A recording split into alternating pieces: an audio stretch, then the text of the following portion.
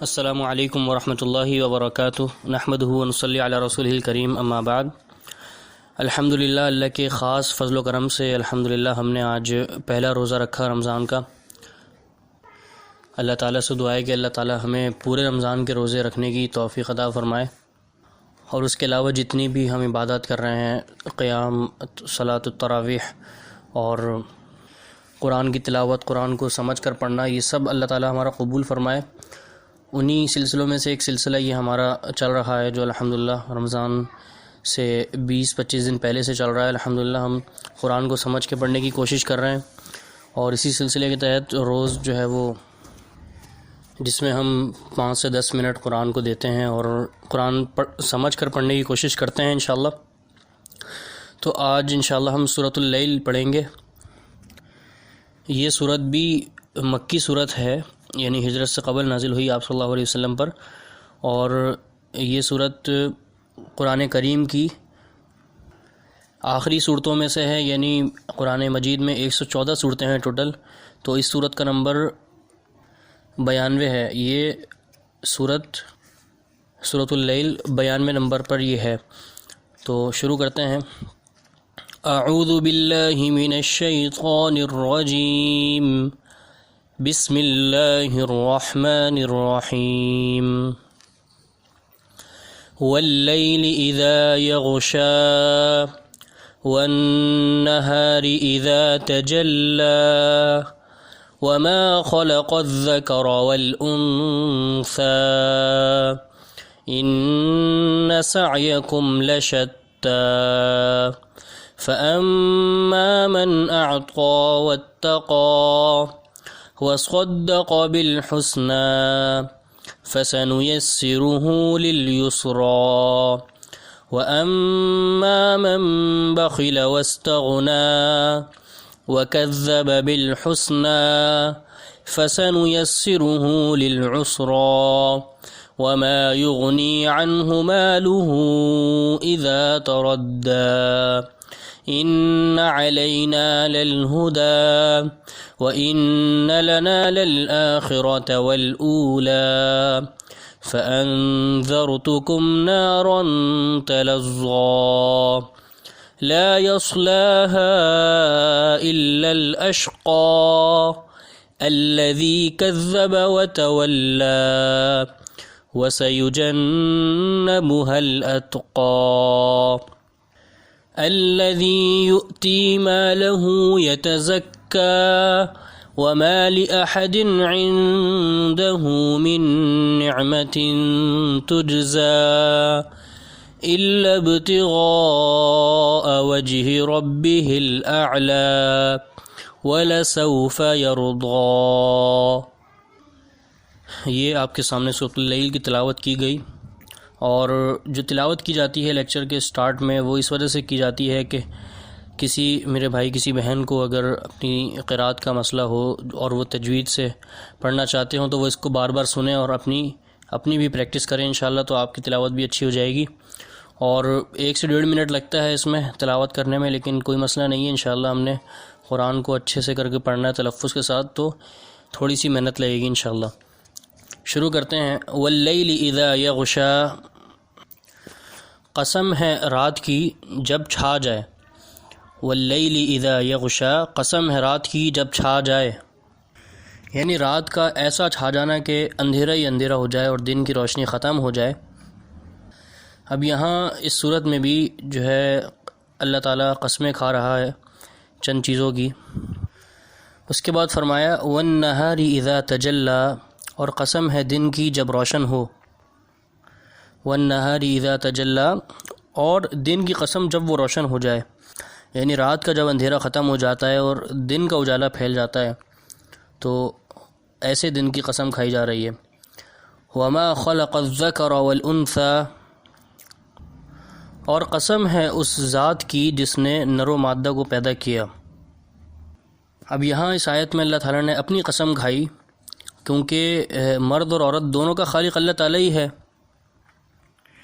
پھر ان 3 قسموں کے بعد اللہ تعالیٰ فرما رہا ہے ان سعیکم لشتی، بے شک تمہاری کوشش یقیناً مختلف ہے، ان سعیکم لشتی، یقیناً تمہاری کوشش مختلف قسم کی ہے۔ مراد یہ ہے کہ جس طرح دن اور رات میں اور نر اور مادہ میں ظاہری اختلاف ہے، ایک تضاد ہے، اسی طرح تمہاری کوششوں میں بھی ظاہر اختلاف ہے، کوئی زیادہ کوشش کرتا ہے، کوئی کم کوشش کرتا ہے۔ یعنی مراد یہ ہے کہ کوئی اچھے اعمال کے لیے زیادہ کوشش کرتا ہے تو اس کو اجر بھی ظاہر سی بات ہے الگ ملتا ہے، اس کا اجر اچھا ہوگا۔ یعنی کوئی اچھے اعمال کرتا ہے تو اس کا صلہ جنت ہے، اور اگر کوئی برے اعمال کرتا ہے تو اس کا بدلہ جہنم ہے۔ یعنی اللہ تعالیٰ نے انسان کو طاقت تو دی ہے، ہر انسان کو اللہ تعالیٰ نے طاقت دی ہے، چاہے کسی کو کم ہی دی ہو، چاہے کسی کو زیادہ ہی دی ہو، لیکن انسان بھی کوشش جو ہے وہ پھر اپنے مطابق کرتا ہے۔ یعنی کہ انسان کوشش زیادہ کر سکتا تھا، انسان زیادہ حق کو تلاش کر سکتا تھا، اس پہ عمل کر سکتا تھا، زیادہ عبادات کر سکتا تھا، زیادہ صدقہ خیرات کر سکتا تھا، زیادہ نیکیوں میں بڑھ چڑھ کر حصہ لے سکتا تھا، لیکن اس نے کوشش بھی نہیں کی، وہ بیٹھ کے صرف سوچتا ہی رہا، تو پھر ظاہر سی بات ہے اس کا اجر نہیں ملے گا۔ جو کوشش کرے گا تو وہ اس کو پا لے گا۔ فَأَمَّا مَنْ أَعْطَى وَاتَّقَى، فَأَمَّا مَنْ أَعْطَى، پس لیکن وہ جس نے دیا اللہ کی راہ میں، وَاتَّقَى، اور ڈرا اپنے رب سے۔ فَأَمَّا مَنْ أَعْطَى وَاتَّقَى، پس لیکن وہ شخص جس نے دیا اللہ کی راہ میں، وَاتَّقَى، اور ڈرا اپنے رب سے۔ اب یہاں اللہ تعالیٰ ایسے شخص کے حوالے سے بات کر رہا ہے کہ جو اپنا مال جان خیر کے کاموں میں خرچ بھی کرتا ہے، اور واتقا، اللہ تعالیٰ سے ڈرتا بھی ہے، یعنی جو حرام چیزیں ہیں ان چیزوں سے بچتا ہے، جو محارم ہیں یعنی جو اللہ تعالیٰ نے چیزیں حرام کر دی ہیں ان کے قریب بھی نہیں جاتا، اور اللہ تعالیٰ کی جو حدود ہیں ان کو پامال نہیں کرتا۔ ایسے بندے کے لیے کیا اجر ہے وہ آگے آ رہا ہے۔ پہلے اس بندے کی ایک اور صفت کہ وَصَدَّقَ بِالْحُسْنَى، اور نیک بات کی تصدیق کرتا رہے گا۔ وَصَدَّقَ بِالْحُسْنَى، اور نیک بات کی تصدیق کرتا رہے گا، یعنی اسے مانتا رہے گا، یا اس طرح بھی کہہ سکتے ہیں آپ وَصَدَّقَ بِالْحُسْنَى، اور اس شخص نے سب سے اچھی بات کو سچ مانا، یعنی حق کی بات کو، جو اللہ تعالیٰ کا کلام ہے، اللہ تعالیٰ کے دین کی بات کو سچ مانا اور تسلیم کیا اور اس کی تصدیق کی۔ یعنی وہ اس بات پر یقین رکھے گا کہ جو میں خرچ کر رہا ہوں انفاق فی سبیل اللہ، اور اللہ تعالیٰ سے ڈر رہا ہوں، تقوی اختیار کر رہا ہوں، اس کا عمدہ صلہ، اس کا اچھا صلہ نتیجہ مجھے اللہ تعالیٰ کی طرف سے ملے گا۔ پھر اللہ تعالیٰ آگے خود فرما رہا ہے فَسَنُيَسِّرُهُ لِلْيُسْرَى، تو یقیناً ہم اسے آسان رستے کے لیے سہولت دیں گے۔ فَسَنُيَسِّرُهُ، تو یقیناً ہم سہولت دیں گے اسے، لِلْيُسْرَى، آسان رستے کے لیے، یعنی ہم اس کا رستہ آسان کر دیں گے نیکی کے کاموں کی طرف۔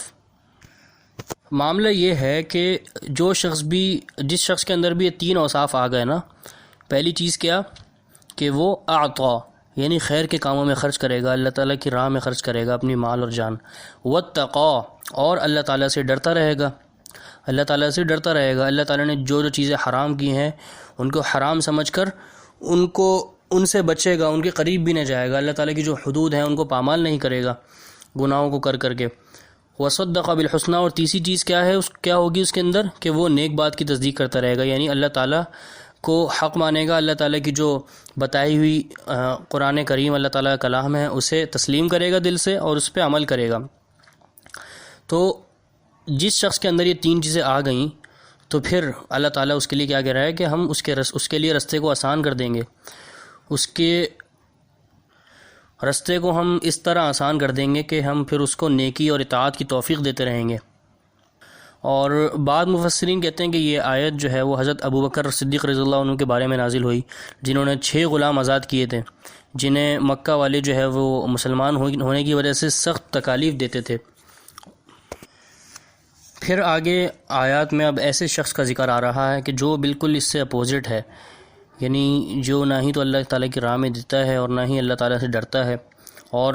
حق بات کی، نیک بات کی تصدیق بھی نہیں کرتا، تسلیم بھی نہیں کرتا، تو اللہ تعالیٰ فرماتا ہے وَأَمَّا مَن بَخِلَ وَاسْتَغْنَى، لیکن جس نے بخیلی کی اور بے پرواہ ہوا، وَأَمَّا مَن بَخِلَ، اور لیکن وہ شخص جس نے بخل کیا، وَاسْتَغْنَى، اور بے پرواہ ہوا، یعنی اللہ تعالیٰ کی راہ میں بھی اس نے خرچ نہیں کیا اپنا مال اور جان، اور بے پرواہ کیسے ہوا کہ اللہ تعالیٰ کے جو احکامات ہیں ان سے بے پرواہی اس نے اختیار کی اور ان سے اعراض کیا، اللہ تعالیٰ کی جو محرمات تھیں، اللہ تعالیٰ نے جن جن چیزوں کو حرام کیا تھا ان کو بھی پامال کیا، اللہ تعالیٰ کی حدود کو بھی پامال کیا، تو اب ایسے شخص کا کیا انجام ہوگا آپ لوگ سوچ سکتے ہیں۔ اللہ تعالیٰ آگے فرماتا ہے وَكَذَّبَ بِالْحُسْنَى، اور اس نے سب سے اچھی بات کو جھٹلا دیا، اور سب سے اچھی بات سے مراد جیسے اوپر تصدیق کی تھی ایک آدمی نے، اور اب نیچے ایک آدمی جو ہے وہ تکذیب کر رہا ہے، ٹھکرا رہا ہے اچھی بات کو، اور اچھی بات سے مراد وہی اللہ تعالیٰ کی جو احکامات ہیں، اللہ تعالیٰ کا دین ہے، اللہ تعالیٰ کی بتائی ہوئی تعلیمات ہیں، اور اس سے مراد آخرت کی جو جزا اور سزا کا معاملہ ہے، وہاں کا حساب کتاب کا معاملہ ہے، وہ اس کو انکار بھی مراد ہو سکتا ہے کہ ایسا شخص جس نے آخرت کا انکار کیا اور وہاں کے حساب کتاب کا انکار کیا۔ اب ظاہر ہے جو آخرت سے انکار کر دے گا تو پھر وہ اس دنیا کو ہی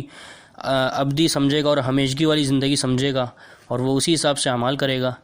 تو پھر اللہ تعالیٰ آگے فرماتا ہے فَسَنُيَسِّرُهُ لِلْعُسْرَى، تو یقیناً ہم اسے مشکل راستے کے لیے سہولت دیں گے۔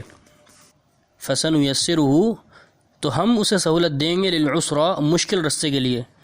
یعنی ہم اسے تنگی اور مشکلات کا سامان میسر کر دیں گے۔ مراد یہ ہے کہ اس کے لیے نافرمانی کا جو راستہ ہے وہ بڑا ہی آسان ہو جائے گا، اللہ تعالیٰ کی حدود کو پامال کرنا، حرام چیزوں کو اپنانا اور حلال چیزیں تو اختیار کرنا اس کے لیے نہایت ہی مشکل ہو جائے گا۔ خیر کے کام، صدقات، خیرات، اللہ تعالیٰ کی راہ میں خرچ کرنا، یہ تمام چیزیں اس کو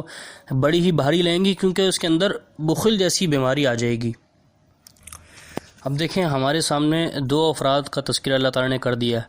کہ ایک شخص وہ ہے جس کے اندر 3 صفات ایسی پائی جاتی ہیں جو اللہ تعالیٰ کو بہت ہی محبوب ہیں، کہ وہ اللہ تعالیٰ کی راہ میں خرچ بھی کرتا ہے، اللہ تعالیٰ سے ڈرتا ہے، اللہ تعالیٰ کی حرام کردہ چیزوں سے دور رہتا ہے، اور نیک بات کی تصدیق کرتا ہے، یعنی اللہ تعالیٰ کے جو احکامات ہیں ان کو دل سے تسلیم کرتا ہے۔ تو اس کے لیے اللہ تعالیٰ راستہ ایسا آسان کر دیتا ہے کہ اس کے لیے نیکیاں کرنا بڑا ہی آسان ہو جاتا ہے، گناہوں سے دور رہنا بڑا ہی آسان ہو جاتا ہے، یعنی اللہ تعالیٰ ایسے بندوں کو چن لیتا ہے۔ اور لیکن وہ شخص کہ جو بخل کے ساتھ جیتا ہے، مال اللہ تعالیٰ کی راہ میں خرچ نہیں کرتا اور بے پرواہ ہو جاتا ہے، کن چیزوں سے؟ اللہ تعالیٰ کے ڈر سے بے پرواہ ہو جاتا ہے اور اللہ تعالیٰ کی حدود کو پامال کرتا ہے۔ اور تیسری صفت کیا کہ وہ نیک بات کی تکذیب کرتا ہے، یعنی اللہ تعالیٰ کے احکامات کو دل سے تسلیم نہیں کرتا، تو اس کے لیے کیا؟ اس کے لیے پھر جو اللہ تعالیٰ تنگی اور مشکل کے سامان میسر کر دیتا ہے، اس کے لیے جو راستہ ہے وہ بڑا ہی مشکل ہو جائے گا، اس کے لیے نیکیاں کرنا، یہ تمام چیزیں اس کے لیے بڑی ہی مشکل ہو جائیں گی۔ اور ایسے شخص کے بارے میں پھر اللہ تعالیٰ آگے فرما رہا ہے وَمَا يُغْنِي عَنْهُ مَالُهُ إِذَا تَرَدَّى، وَمَا يُغْنِي عَنْهُ مَالُهُ، اور اس کا کام اور اس کا مال اس کے کسی کام نہ آئے گا، وَمَا يُغْنِي، اور کسی کام نہ آئے گا اس کے لیے، عنہ، اس کے لیے، مالہ، اس کا مال، اذا تردى، جب وہ گڑھے میں گرے گا، وما یغنی عنہ مالہ اذا تردى، یعنی جب وہ گڑھے میں گرے گا تو اس کا مال اس کے کسی کام نہیں آئے گا۔ گڑھے سے مراد جہنم ہے کہ وہ ان جو اس کی حرکتیں تھیں دنیا میں، جو اس کے اعمال تھے، اس کے اور جو یہ مال اپنے پاس جمع کر کے رکھتا تھا، خرچ نہیں کرتا تھا، بخیلی دکھاتا تھا، تو وہ مال اس کے کچھ کام نہ آئے گا جب وہ جہنم میں جا گرے گا۔ پھر آگے اللہ تعالیٰ فرماتا ہے ان علینا للہدیٰ، بے شک راہ دکھانا تو ہماری ذمہ داری ہے، بے شک راہ دکھانا ہمارے ذمہ ہے۔ مراد یہ ہے کہ ہم نے حلال اور حرام کو واضح فرما دیا، جیسے ایک حدیث ہے نا الحلال بین والحرام بین وبینہما امور مشتبہات، ان کے حلال اور حرام ہم نے واضح کر دیا ہے، بالکل واضح ہے وہ۔ تو اللہ تعالیٰ نے ہدایت کا راستہ جو ہے وہ ہمیں دکھا دیا ہے، ہدایت دکھانا ہمارے ذمہ ہے۔ اللہ تعالیٰ یہ فرما رہا ہے ہدایت دکھانا ہمارے ذمہ ہے۔ اللہ تعالیٰ نے حلال کو بیان کر دیا ہے، حرام کو واضح کر دیا ہے ہمارے سامنے، خیر کے جو امور ہیں خیر کو ہمارے سامنے واضح کر دیا ہے، شر کے جو امور ہیں جس میں انسان کے لیے نقصان ہے، جس میں انسان کے دین کے لیے، ایمان کے لیے نقصان ہے، اس کو بھی واضح کر دیا ہے۔ ہمارے سامنے ہدایت کی بھی چیزیں ہیں، ضلالت کی بھی چیزیں ہیں، وہ چیزیں جو جہنم میں لے کے جانے والی ہیں، وہ چیزیں جو جنت میں لے کے چلی جائیں گی ہمیں، وہ بھی ہمارے سامنے واضح ہیں۔ تو یہ سب چیزیں اللہ تعالیٰ کے ذمہ ہیں اور اس نے یہ واضح کر دیا ہے ہمارے سامنے۔ ایک جگہ اور اللہ تعالیٰ فرماتا ہے نا، انا ہدیناہ السبیل اما شاکرا و اما کفورا، کہ ہم نے رستہ جو ہے وہ دکھا دیا ہے انسان کو۔ اب وہی بات جو پیچھے دو گروہ کی بات ہوئی ہے، دو شخص کی بات ہوئی ہے کہ اب انا ہدیناہ السبیل، ہم رستہ دکھا چکے ہیں، اما شاکرا و اما کفورا، اب وہ انسان کے اوپر ہے کہ وہ شکر گزار بن جائے، یعنی اس کو اپنا لے یا پھر اس کا انکار کر دے۔ آپشن ہمارے اوپر ہے بھائی۔ اب ہم نے انشاءاللہ کوشش کرنی ہے اس کو پورا اپنانے کی، اور 3 صفات اپنے اندر لانے کی، کہ سب سے پہلے ہم نے اللہ تعالیٰ کی راہ میں خرچ کرنا ہے، اپنی مال، اپنی جان، والتقوی، اور اللہ تعالیٰ سے ڈرنا ہے، جیسے اس سے ڈرنے کا حق ہے، جو اس کی حرام کردہ امور ہیں اس سے بچنا ہے، اس سے دور رہنا ہے۔ اور تیسری چیز کیا لانی ہے، ہم نے اللہ تعالیٰ کے دین کو دل سے اپنانا ہے۔ پھر اللہ تعالیٰ آگے فرماتا ہے وَإِنَّ لَنَا لَلْآخِرَةَ وَالْأُولَىٰ، وَإِنَّ لَنَا، اور بے شک ہمارے ہی اختیار میں، لَلْآخِرَةَ، آخرت، وَالْأُولَىٰ، اور دنیا ہے۔ وَإِنَّ لَنَا لَلْآخِرَةَ وَالْأُولَىٰ، اور ہمارے ہی ہاتھ آخرت اور دنیا ہے، یعنی ہمارے ہی اختیار میں ہے، دنیا کا بھی اور آخرت کا بھی، سب کچھ ہمارے ہی اختیار میں ہے۔ یعنی اللہ تعالیٰ ہی مالک ہے دنیا کا بھی، آخرت کا بھی، اور اللہ تعالیٰ جس طرح چاہے اس میں تصرف کر سکتا ہے۔ لہذا انسان کو چاہیے کہ وہ دنیا اور آخرت کی بھلائی اللہ تعالیٰ سے مانگے، اور اس کے لیے دعا پڑھیں، ربنا آتنا فی الدنیا حسنہ وفی الآخرۃ حسنہ وقنا عذاب النار، یعنی یا اللہ تو ہمیں دنیا میں بھی ہمارے ساتھ بھلائی کا معاملہ فرما، اور آخرت میں بھی ہمیں بھلائی کا معاملہ فرما ہمارے ساتھ، اور وقنا عذاب النار، اور ہمیں آخرت کے عذاب سے بچا۔ پھر اللہ تعالیٰ آگے فرما رہا ہے فَأَنذَرْتُكُمْ نَارًا تَلَظَّىٰ، فَأَنذَرْتُكُمْ، پس میں نے تمہیں ایک ایسی آنکھ سے ڈرا دیا ہے، تلظّیٰ، جو شعلے مارتی ہے، فَأَنذَرْتُكُمْ نَارًا تَلَظَّىٰ، پس میں نے تمہیں ایک ایسی آنکھ سے ڈرا دیا ہے جو شعلے مارتی ہے۔ یہاں اب قیامت کی ایک ہولناک حالت بیان کی جا رہی ہے، اس کے احوال بیان کیے جا رہے ہیں کہ وہ اس کی آنکھ ایسی ہے جو شعلے مارتی ہے، اور اس کی آنکھ کا پہلے بھی تذکرہ شاید میں کر چکا ہوں، یعنی جو ہم دنیا میں آنکھ جلاتے ہیں، اور دنیا کی آگ ہمارے علم میں ہے کہ کس قدر جو ہے وہ شعلے والی ہوتی ہے، اور کس قدر خطرناک ہوتی ہے کہ ہماری انگلی کا ذرا سا کونا بھی چلا جائے، اس میں پورا بھی چل جائے تو ہماری شیخیں نکل جاتی ہیں، ہم سے رہا نہیں جاتا۔ تو دوستو حدیث میں آتا ہے کہ جہنم کی جو آگ ہے وہ دنیا کی آگ سے 69 گنا زیادہ خطرناک ہے، 69 گنا زیادہ ہولناک ہے، یعنی یہ دنیا کی آگ 70واں حصہ ہے اس آخرت کی آگ کا، اس جہنم کی آگ کا۔ تو اللہ تعالی ہمیں محفوظ فرمائے ایسی آگ سے جو شعلے مارتی ہوئی آگ ہے۔ اس کے آگے اللہ تعالیٰ فرماتا ہے لا یصلاھا الا الاشقا، جس میں صرف وہی بدبخت داخل ہوگا۔ لا یصلاھا الا الاشقا، یعنی اس آگ میں اس بڑے بدبخت کے سوا کوئی داخل نہ ہوگا۔ اب وہ بدبخت کون ہے؟ اللہ تعالیٰ آگے فرما رہا ہے الذی کذب وتولی، جس نے جھٹلایا، وتولی، الذی کذب، جس نے جھٹلایا، وتولی، اور منہ پھیر لیا۔ کس چیز سے منہ پھیر لیا؟ یعنی اللہ تعالیٰ کی پیروی سے منہ پھیر لیا، یعنی جس نے اللہ تعالیٰ کو جھٹلایا، اللہ تعالیٰ کے دین کو جھٹلایا اور اس کی پیروی سے منہ پھیر لیا، تو وہی اس جہنم میں جائے گا۔ لیکن یہاں ایک بات سمجھنے کی ہے کہ اس آیت سے ایک باطل فرقے نے ایک باطل استدلال کیا ہے، مرجئہ اس فرقے کا نام ہے۔ مرجئہ وہ فرقہ ہے یعنی جن کو امیدوں نے مار دیا ہے، جن کو امیدوں نے ہلاک کر دیا ہے، اور ان کا یہ عقیدہ ہے کہ ایمان جو ہے وہ عمل کا نام نہیں، ایمان جو ہے وہ صرف دل سے تسلیم کرنے کا اور بس زبان سے کہنے کا نام ہے، عمل کرنے کا نام نہیں ہے۔ تو بہرحال انہوں نے اس آیت سے یہ استدلال کیا ہے کہ جہنم میں صرف کافر ہی جائیں گے، یعنی کافر ہی جو ہے وہ انکار کرتے ہیں، اللہ تعالیٰ کا جھٹلاتے ہیں اور یعنی منہ پھیر لیتے ہیں اس کی پیروی سے تو صرف کافر ہی جائیں گے، اور کوئی مسلمان چاہے کتنا ہی گناہ گار ہو وہ جہنم میں نہیں جائے گا۔ لیکن دوستو یہ عقیدہ جو ہے وہ جیسے ہمیں نصوص ملتی ہیں، یعنی احادیث سے یہ بات واضح ہوتی ہے کہ بہت سے مسلمان بھی جو ہے وہ جہنم میں جائیں گے، جن کو اللہ تعالیٰ کچھ سزا دینا چاہے گا، کچھ عرصے کے لیے جہنم میں جائیں گے۔ یعنی وہ مسلمان جنہوں نے گناہ کیے ہوں گے تو اللہ تعالیٰ ان کو جہنم میں ڈال سکتا ہے۔ پھر وہ یعنی نبی کریم صلی اللہ علیہ وسلم ان کی شفاعت کریں گے، فرشتے ان کی شفاعت کریں گے، اور دیگر صالحین ان کی شفاعت کریں گے، تو پھر ان کو نکال لیا جائے گا۔ تو لہذا اگر نافرمان قسم کے جو مسلمان ہوں گے وہ جہنم میں جائیں گے تو وہ ہمیشگی کے حوالے سے نہیں جائیں گے، یعنی ہمیشہ کے طور پر نہیں جائیں گے، بلکہ بطور سزا جائیں گے، اور ان کا یہ دخول یعنی جانا یہ عارضی ہوگا۔ تو ان کا اس فرقے کا مرجئہ جو فرقہ ہے جنہوں نے یہ استدلال کیا یہ بالکل ہی باطل ہے۔ اور یہاں جو ایک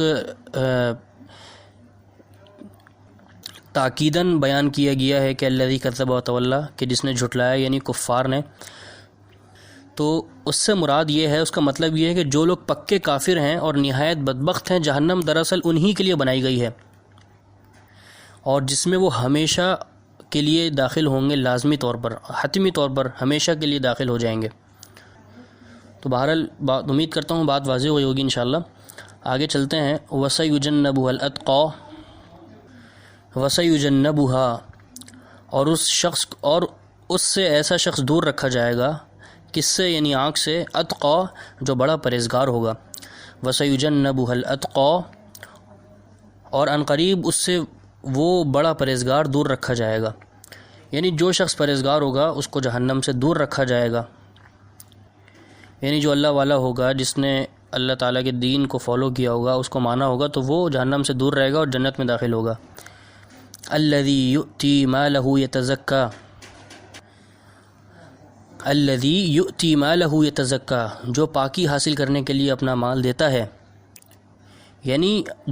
وہ شخص جو اپنا مال اللہ تعالیٰ کے حکم کے مطابق خرچ کرتا ہے تاکہ اس کا نفس بھی پاک ہو جائے اور اس کا مال بھی پاک ہو جائے، یعنی اللہ تعالیٰ اس سے راضی ہو جائے۔ وَمَا لِأَحَدٍ عِنْدَهُ مِن نِعْمَةٍ تُجْزَى، وَمَا لِأَحَدٍ عِنْدَهُ مِن نِعْمَةٍ تُجْزَى، کسی کا اس پر کوئی احسان نہیں کہ جس کا بدلہ دیا جا رہا ہو، یعنی وہ شخص جو خرچ کرتا ہے وہ بدلہ اتارنے کے لیے خرچ نہ کرتا ہو بلکہ اللہ تعالیٰ کی رضا کے لیے خرچ کرتا ہو، جیسا کہ آگے آ رہا ہے إِلَّا ابْتِغَاءَ وَجْهِ رَبِّ الْأَعْلَىٰ، بلکہ صرف اپنے پروردگار اللہ تعالیٰ کی رضا چاہنے کے لیے خرچ کرتا ہو۔ یعنی وہ شخص مال اس لیے خرچ کرتا تھا کہ صرف اللہ تعالیٰ کی رضا مجھے حاصل ہو جائے اور جنت میں اس کا دیدار نصیب ہو جائے۔ وَلَسَوْفَ يَرْضَىٰ، یقیناً عنقریب وہ رضامند ہو جائے گا، یعنی اللہ تعالیٰ اس سے راضی ہو جائے گا۔ یا پھر یہاں وہ شخص مراد ہے، یعنی جو مال خرچ کرتا تھا وہ شخص راضی ہو جائے گا، یعنی اللہ تعالیٰ جب اسے جنت میں ان نعمتوں سے نوازے گا، ایک عزت، ایک شرف عطا فرمائے گا، تو وہ شخص راضی ہو جائے گا اللہ تعالیٰ سے۔ مراد یہ ہے کہ وہ شخص خوش ہو جائے گا ان نعمتوں کو دیکھ کر۔ تو یہاں الحمدللہ آج ہماری صورت کمپلیٹ ہوئی اور آج کا لیکچر زیادہ طویل ہو گیا ہے۔ بہرحال انشاءاللہ ہم قرآن کے لیے ہی رمضان کو ہم نے مخصوص کیا ہے، انشاءاللہ 24 گھنٹے میں تو انشاءاللہ 24 منٹ نکال کے یہ سنیں، انشاءاللہ قرآن کو ٹائم دیں، تو اللہ تعالیٰ ہمارا بھی ان جنتیوں میں شمار فرما دے گا انشاءاللہ۔ والسلام علیکم ورحمۃ اللہ وبرکاتہ۔